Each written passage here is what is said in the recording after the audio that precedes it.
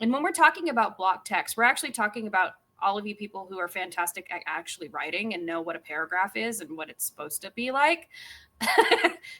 But we don't read that way online. We don't Yep. want to read that way, which is why, and I think I've mentioned this before, in 2016, 2017 on Facebook, we knew we had so many characters before somebody had to click like the read more button. And it still applies today, particularly on LinkedIn, right? Like you have to have a really good hook to get the read more. But on Facebook, we understood that the way people read, they're going to read one line of text. They'll read three lines of text. They'll read one line of text, right? And that all was above the fold on the post. They'll read 2, 3, 2. They won't read 7 lines of text altogether.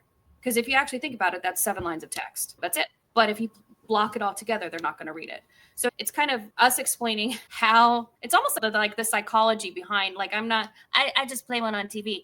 It's the idea of understanding how people's eyes track on social, how they read on social, and I mean, it's all like there's actual studies on this stuff, which is fascinating to me because then once you know that that's there, you're like, okay, I know that somebody's not going to read 7 lines of text, but they'll read 131, they'll read 232.